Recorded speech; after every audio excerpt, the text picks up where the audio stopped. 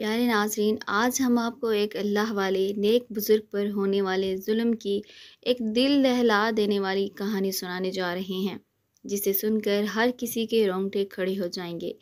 इस वाक़े को मुकम्मल जानने के लिए हमारे साथ रहिएगा।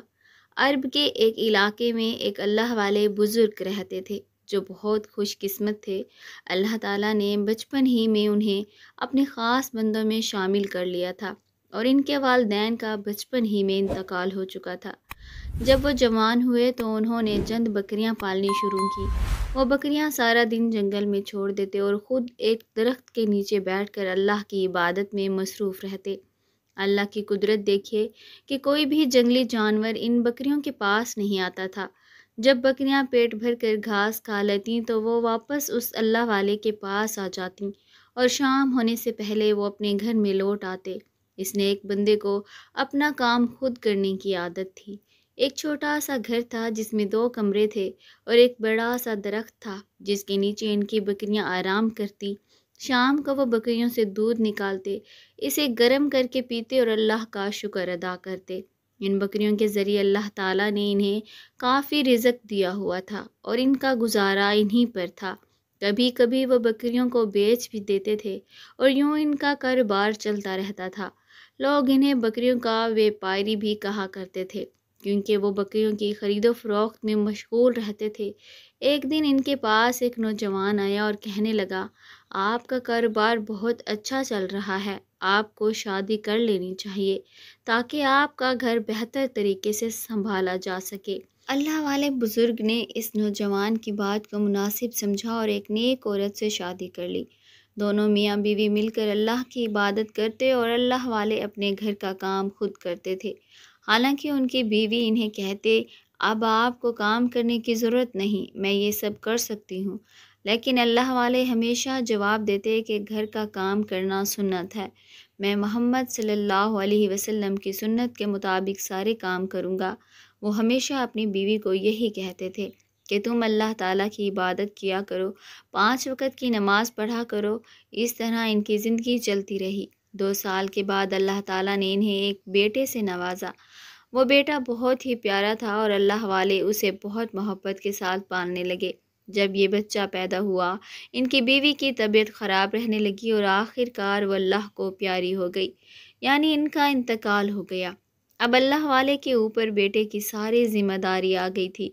वो अपने बेटे की परवरिश बहुत अच्छे तरीके से करते रहे। रात को इबादत करते और दिन में अपने बच्चे का ख्याल रखते थे। वक़्त गुज़रता गया और इनका बेटा जवान हो गया।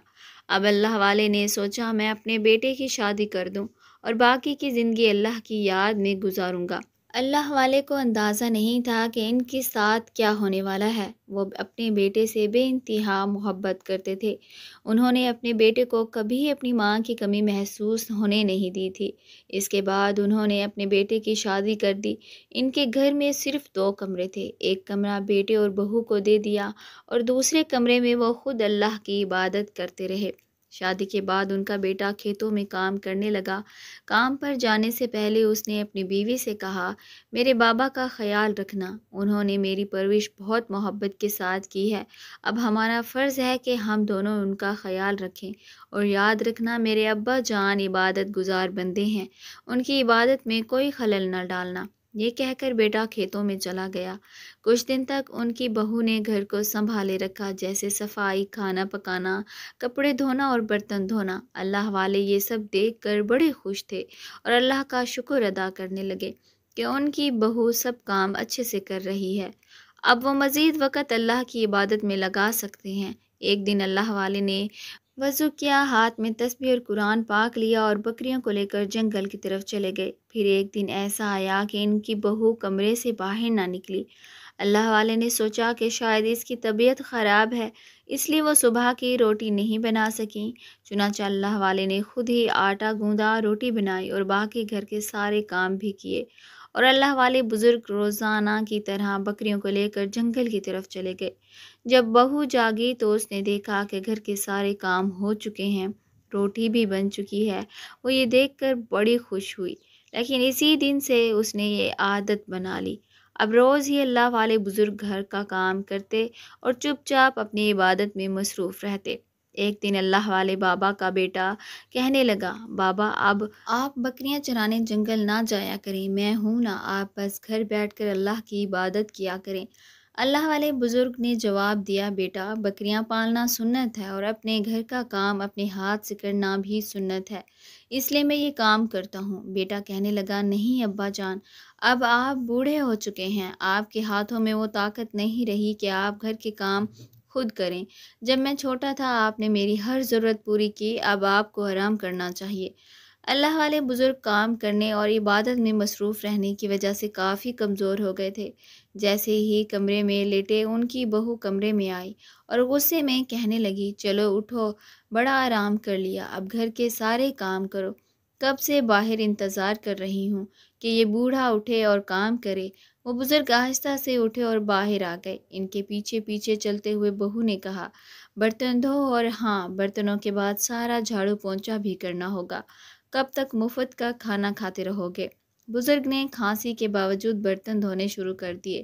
پھر بہو کپڑے دھونے کے لیے ایک بالٹی لا کر ان کے سامنے رکھ دی۔ وہ کپڑے دھونے لگے، لیکن نماز کا وقت ہو گیا۔ جیسے ہی انہوں نے جائے نماز بچھایا، بہو نے غصے میں جائے نماز اٹھا کر پھینک دی اور کہنے لگی، یہ کیا طریقہ ہے؟ ہر وقت نماز پڑھتے رہتے ہو، کام چھوڑ دو، اپنے کمرے کا حال دیکھو۔ بزرگ نے دوبارہ جائے نماز بچھائی تو بہو نے دوبارہ زبردستی انہیں کام پر لگا دیا۔ کپڑے دھونے کے بعد وہ سوچ رہے تھے کہ اب نماز ادا کر لیں، لیکن بہو پھر سے آ گئی اور چائے بنانے کا حکم دینے لگی۔ ایک دن وہ رات بھر اللہ کی عبادت کرتے رہے، تہجد اور فجر کی نمازیں پڑھتے رہے اور پھر قرآن کی تلاوت میں مشغول ہو گئے۔ مسلسل کام اور عبادت مشقت کے جسم پر بھاری پڑنے لگی۔ اللہ والے بزرگ کی حالت دن بدن خراب ہوتی جا رہی تھی۔ 3 دن سے ان کا معمول تھا کہ رات کو عبادت کرتے اور دن بھر کام کرتے رہتے۔ جب وہ کام کر رہے ہوتے تو ہر وقت ان کی زبان پر اللہ کا ذکر ہوتا، کیونکہ وہ کہتے تھے، کافی دنوں سے میں نے اللہ کی عبادت ٹھیک سے نہیں کی ہے۔ تیسرے دن جب وہ برتن دھو رہے تھے، بیماری کی وجہ سے ان کے ہاتھوں سے برتن چھوٹ رہے تھے اور وہ صحیح سے صاف بھی نہیں ہو رہے تھے۔ ان کی ظالم بہو غصے میں وہ برتن ان کے ہاتھوں پہ مار رہی تھی۔ یہ برتن دوبارہ صاف کرو، ہم کوئی جانور نہیں ہیں جو گندے برتنوں میں کھانا کھائیں گے۔ برتن صاف کرتے کرتے اچانک انہیں چکر آیا اور وہ برتنوں کے اوپر ہی گر گئے۔ بہو نے پھر بھی ان پر ترس نہیں کھایا، بلکہ اپنے جوتے کی ٹھوکر سے انہیں اٹھانے کی کوشش کرنے لگی۔ جب وہ ٹھوکروں سے بھی نہ اٹھے تو کہنے لگی، یہ بوڑھا ہر وقت ڈرامہ کرتا رہتا ہے، اور خود جا کر کمرے میں لیٹ گئی۔ اسی دوران جب باہر کے دروازے کے کھلنے کی آواز آئی، وہ جلدی سے باہر دوڑتی ہوئی آئی۔ وہاں دیکھا تو بزرگ اب تک دھوپ میں ہی برتنوں کے ساتھ اوندھے منہ گرے ہوئے تھے۔ ان کا بیٹا جیسے ہی گھر کے دروازے کے اندر آیا، دوڑتا ہوا اپنے والد کے پاس پہنچا اور اپنی بیوی سے غصے میں کہنے لگا، بابا برتنوں پر کیوں گرے ہیں؟ وہ اللہ والے بزرگ رات بھر مصلی پر بیٹھے اللہ سے دعائیں کرتے رہے اور اپنی بے بسی کا اظہار کرتے رہے۔ یہ سوچتے رہے کہ اس گھر میں رہ کر وہ اللہ کی عبادت نہیں کر پاتے۔ تہجد کی نماز کے بعد انہوں نے اپنا مصلی، تسبیح اور قرآن پاک اٹھایا اور گھر سے نکل پڑے۔ کسی جنگل کی طرف فجر کی آذان کی آواز فضا میں گونج رہی تھی۔ وہ مسلسل چلتے جا رہے تھے، انہیں خود بھی نہیں معلوم تھا کہ وہ کہاں جا رہے ہیں۔ راستے میں ٹھنڈی ہوا چل رہی تھی، ایسا محسوس ہو رہا تھا کہ پوری کائنات اللہ کی تسبیح کر رہی ہے۔ اللہ والے بزرگ نے فجر کی نماز ایک جگہ پر رک کر ادا کی اور پھر قرآن پاک کی تلاوت شروع کر دی۔ جیسے ہی انہوں نے تلاوت شروع کی، درختوں پر بیٹھے پرندے بھی خاموش ہو کر ان کی تلاوت کو سننے لگے۔ یہ منظر بہت روح پرور تھا، جس میں ہر چیز اللہ کی حمد و ثنا بیان کر رہی تھی۔ کافی دیر تک تلاوت کرنے کے بعد انہوں نے دیکھا کہ سورج نکل چکا ہے اور لوگ اپنے اپنے کاموں میں مصروف ہو گئے ہیں۔ وہ اللہ والے خود نہیں جانتے تھے کہ وہ کہاں تک پہنچ چکے ہیں، لیکن وہ مطمئن تھے کہ وہ اللہ کے قریب ہیں اور اس سکون کو محسوس کر رہے تھے جو انہیں گھر میسر نہیں تھا۔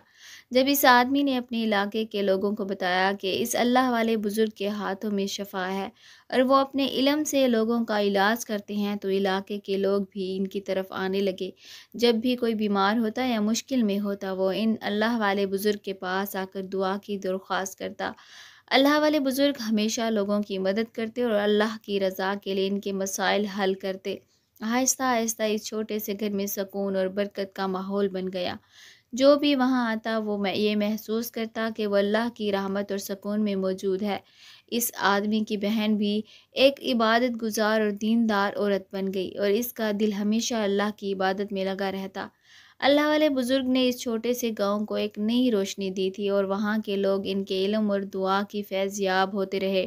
وہ ہمیشہ لوگوں کو نصیحت کرتے کہ اللہ پر بھروسہ رکھو اور اپنی زندگی میں صبر اور شکر کو اپناؤ۔ اس علاقے میں ہر کوئی ان کی عزت کرتا اور ان کی دعاؤں کا طلبگار تھا۔ یوں اللہ والے بزرگ اس چھوٹے سے گاؤں میں اللہ کی رضا کے لیے اپنی عبادت میں مصروف رہے اور لوگوں کی مدد کرتے رہے۔ اللہ والے بزرگ اپنی عبادت میں مشغول رہتے اور جب بھی انہیں فرصت ملتی اپنے بیٹے کے بارے میں سوچتے۔ ان کا دل ہمیشہ اپنے بیٹے کی فکر میں لگا رہتا۔ وہ یہ سوچتے کہ آخر ان کا بیٹا اس ظالم عورت کے ساتھ کیسے زندگی گزار رہا ہوگا، کیا وہ ٹھیک ہوگا، کیا اس پر بھی وہی ظلم ہو رہا ہوگا جو ان پر ہوتا تھا۔ بزرگ نے کبھی اپنے بیٹے کو چھوڑنا نہیں چاہا، لیکن وہ نہیں چاہتے تھے کہ ان کی وجہ سے ان کے بیٹے کا گھر خراب ہو۔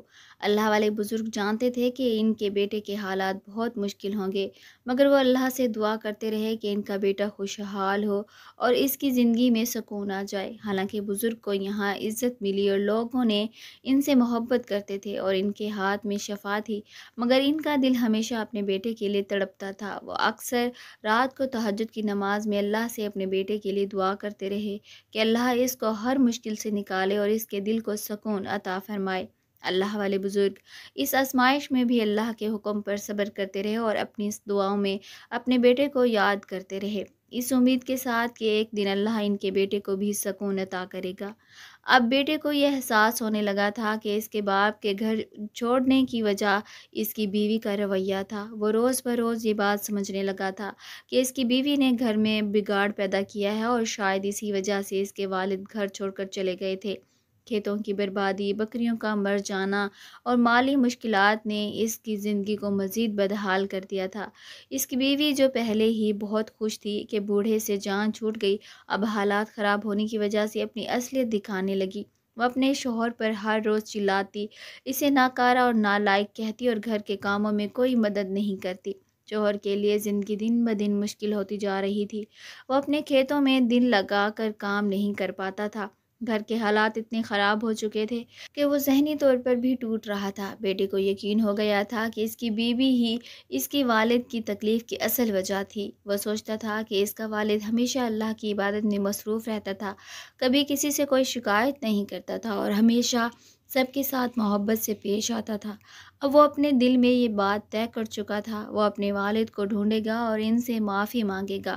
وہ یہ جانتا تھا کہ اگر اس کا والد واپس آ جائے تو شاید اس کے گھر کے حالات بہتر ہو جائیں۔ بکریوں کے سودے کے بعد وہ اللہ والے بزرگ سے ملنے کا بے حد انتظار کر رہا تھا۔ اسے یہ معلوم نہیں تھا کہ جس نیک بندے کے بارے میں اسے بتایا جا رہا تھا وہ اس کے اپنے والد ہی ہیں۔ اللہ والے بزرگ کی زندگی میں بڑی تبدیلی آ گئی تھی۔ ان کی بہو سے جو تکلیف اور پریشانی مل رہی تھی وہ اب اللہ کی مدد سے ختم ہو چکی تھی۔ جب وہ زلف ویپاری کی بہن جس کے ساتھ بزرگ کچھ عرصے پہلے رہ چکے تھے دوبارہ ان کے ساتھ ملی اور ان کی خدمت اور محبت دیکھی تو بزرگ نے اپنے بیٹے کے لیے اس نیک لڑکی کا ہاتھ مانگ لیا۔ اللہ کے فضل سے یہ نکاح ہو گیا اور اب ان کی زندگی میں سکون آ گیا تھا۔ نئی بہو ایک دیندار اور نیک عورت تھی جو نہ صرف اپنے گھر کی ذمہ داری کو احسن طریقے سے نبھا رہی تھی بلکہ دین کی تعلیم کو بھی پھیلانے میں مصروف تھی۔ اس نے اپنے گھر میں ایک چھوٹا سا جامع کھول لیا تھا جہاں علاقے کے بچے قرآن پاک کی تعلیم حاصل کر رہے تھے اور کچھ حافظ قرآن بھی بن رہے تھے۔ اب اللہ والے بزرگ کی زندگی میں سکون اور خوشیاں لوٹ آئی تھیں۔ ان کی بیٹی نما بہو نے گھر کو جنت بنا دیا تھا اور پورا خاندان دین کی روشنی میں زندگی گزارنے لگا تھا۔ اللہ نے ان کی سچائی اور عبادت کا پھل دیا اور اب وہ اپنی زندگی سے بہت خوش تھے۔ سبحان اللہ۔ پیارے ناظرین، آج کی عبرت ناک کہانی ہمیں بہت کچھ سکھاتی ہے کہ اللہ پاک اپنے بندوں کی مدد کرتا ہے اور ظلم کرنے والوں کو سزا ملتی ہے۔ محترم ناظرین، اللہ پاک سے دعا کرتے ہیں کہ یا اللہ پاک قرض سے، مرض سے، بری آفات سے، بری بلاؤں سے نجات عطا کر۔ یا اللہ پاک جو بے اولاد ہیں ان کو اولاد عطا کر، جو بے روزگار ہیں ان کو روزگار عطا کر، جو بے گھر ہیں ان کو گھر عطا کر۔ یا اللہ پاک قبر کی سختی سے بچا، قبر کے عذاب سے بچا اور جہنم کی آگ سے بچا۔ اللہ پاک ہمارے کبیرہ صغیرہ گناہوں کو معاف فرما، ہمیں 5 وقت کا نمازی اور ماں باپ کا فرما بردار بنا، آمین ثم آمین۔